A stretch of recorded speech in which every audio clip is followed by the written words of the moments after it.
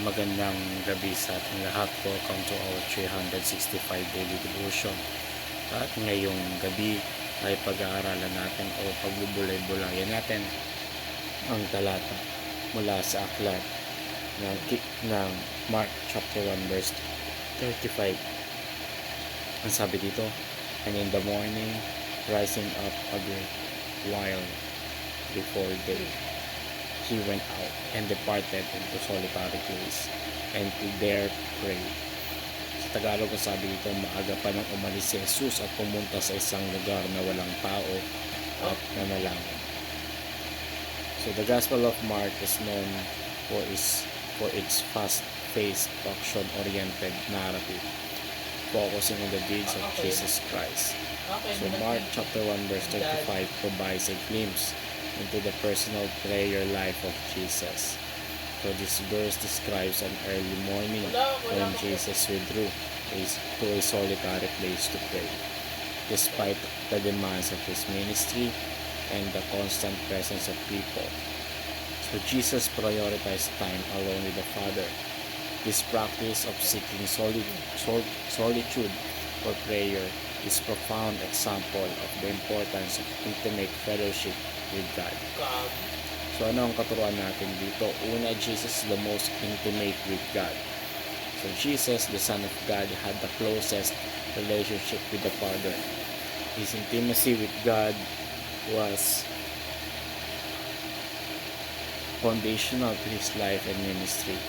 This connection was not only about his divine nature, but also about his consistent practice of seeking the Father in prayer. So Jesus' relationship with God was characterized by deep love, trust, and obedience. He modeled for us what it means to be truly intimate with God, highlighting the importance of regular, intentional communion with Him. Second, Jesus is our example of being alone with God. So Jesus' practice of withdrawing the solitary places to pray is an example for all believers. Despite his busy schedule and the pressing needs of the crowds, Jesus made it a priority to spend in alone with God. This discipline of solitude allowed him to stay connected to the Father, receive guidance, and be refreshed in spirit. So Jesus' example teaches us that time alone with God is essential for spiritual health and effectiveness in ministry. Third teaching is Jesus starts his day by fellowshipping with the Father. So Mark chapter 1 verse 35 shows that Jesus began his day with prayer, rising early to seek the Father's presence before engaging in the activities of the day. So this practice of starting the day with God sets the tone for everything that follows.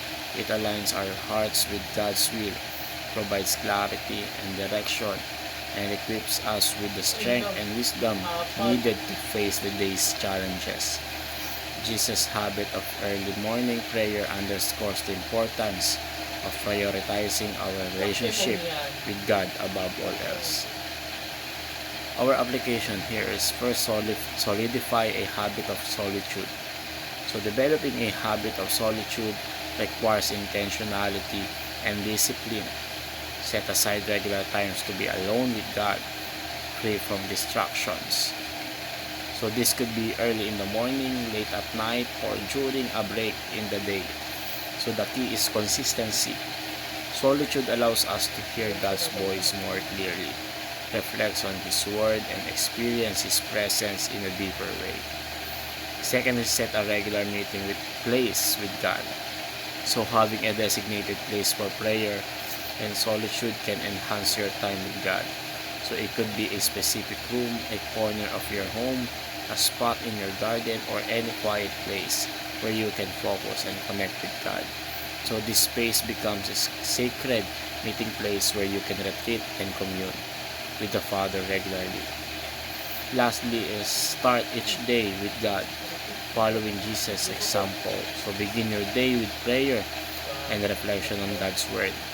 This practice sets a positive and purposeful tone for the day. It can help you to align your thoughts, actions, and decisions with God's will. Starting the day with God renews your spirit and prepares you to face whatever comes with faith and confidence.